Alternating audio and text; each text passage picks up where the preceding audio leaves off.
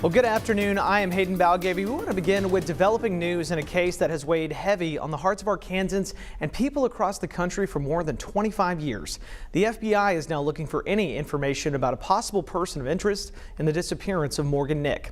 The agency is asking the public for information about Billy Jack Links. Now, according to investigators, Links attempted to abduct a young girl 2 months after Morgan's disappearance, just 8 miles away from the baseball field in Alma, where she was last seen in June of 1995. Links died in prison in 2000, but the FBI is urging anyone with information about his life to contact them. Now, we are following this story very closely and we'll have more on the new developments tonight at 5 and 6. And you can always find the very latest on thv-at-noon.com and on the THV11 mobile app.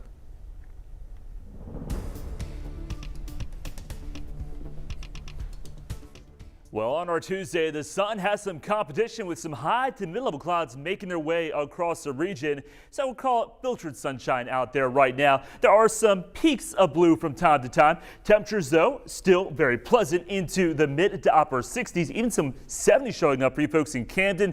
Also Texarkana at 63 in Harrison.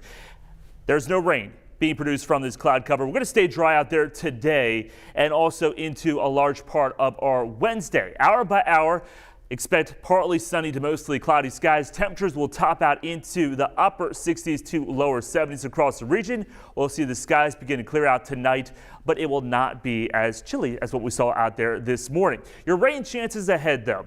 We do have some unsettled weather to move in Wednesday night into early Thursday morning. I'll have more details on that and how much rain we could see from that event coming up. Families are demanding answers after the tragic stampede at the Astroworld Music Festival. 8 people were killed and many more injured at the Travis Scott headlined concert Friday night. The FBI is now providing technical assistance in the criminal investigation. Lily Luciano is in Houston, where authorities are also looking into what happened before the concert. Video from Friday night's deadly Travis Scott concert shows a crowd out of control. And now many victims' families and festival survivors are suing Astroworld's organizers, saying staff did not do enough to prevent or stop the chaos. Axel Acosta was killed during Friday's show. The 21-year-old's family is one of dozens taking legal action. His father, Edgar, says festival events need to change. Today is me. I lost my son. It could be you. Could be you. Tony Busby is representing the Acosta family and at least 35 other families. This concert was planned incredibly poorly, that no regard was given to the safety of these young people.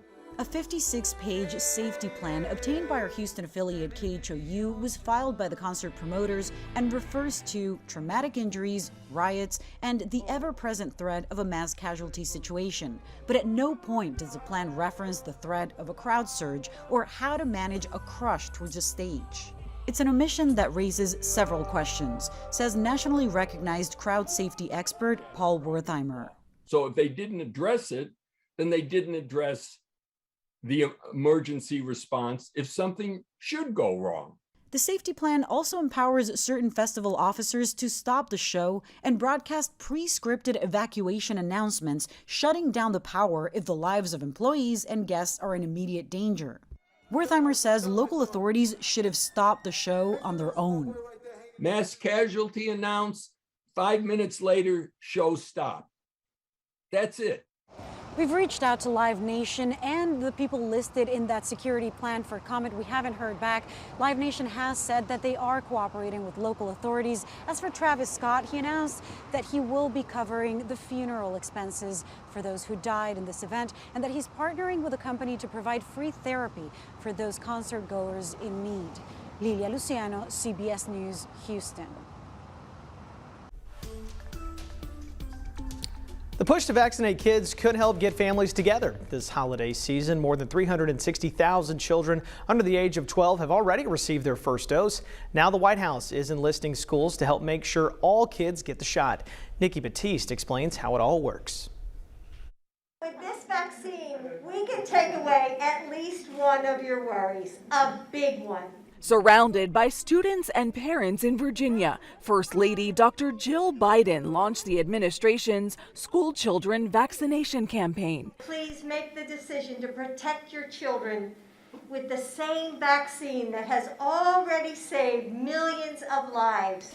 She spoke at the historic Franklin Sherman Elementary, where the polio vaccine was first administered to kids in schools almost 70 years ago in 1954. It's safe, it's free, and it's available for every child in this country. The administration is also encouraging school districts to use coronavirus relief money to organize vaccine clinics for students. 1, 2, 3, that's all. Vaccine clinics like the one at PS 19 in Lower Manhattan. How is it? This is exciting and very much anticipated, and we're happy that it's here. Dan Domenech is the executive director of the American Association of School Administrators. He says the sooner more children are vaccinated, the sooner restrictions will ease. Do you anticipate schools across the country might be maskless by the end of this school year? There will be many buildings and many districts that will be. And those will be the ones that made the effort and got the larger percentage of the students and staff vaccinated. You did it! Yes.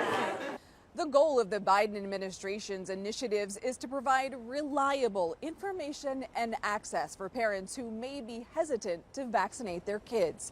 Nikki Batiste, CBS News, New York.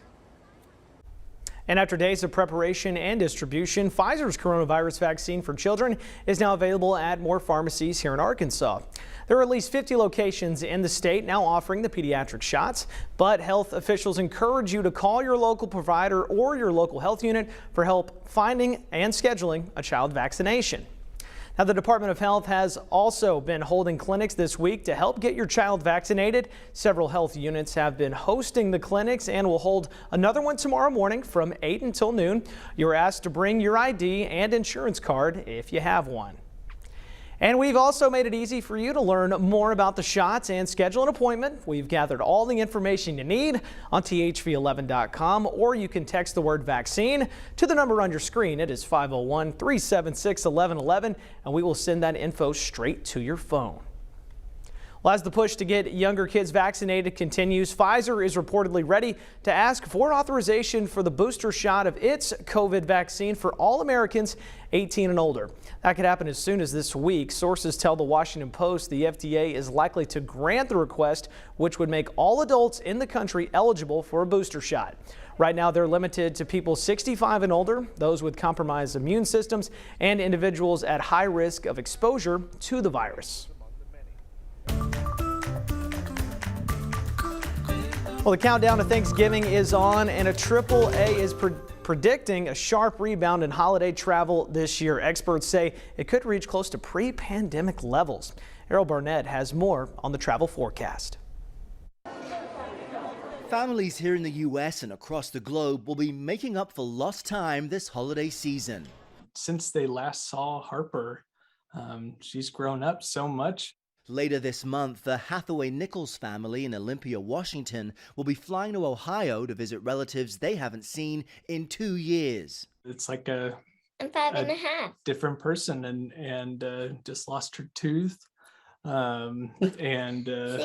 Yeah, there's just a lot of different things and life events that have gone on. They will be among the more than 53 million people expected to travel over the Thanksgiving holiday. And despite gas prices inching up more than $1 a gallon since last year, 90% of travelers are expected to drive. AAA says plan ahead. You're going to be driving on crowded roads. There's going to be traffic. There are going to be lines at the airport. Be patient. And AAA has some tips if you plan to travel. One of them is book early morning flights. They're less likely to get delayed or canceled. And if you're driving for Thanksgiving, consider leaving Wednesday before noon or early on Thursday if you're not heading out too far. The bottom line here is make a plan now to save on stress later. Errol Barnett, CBS News at Charlotte Douglas International Airport.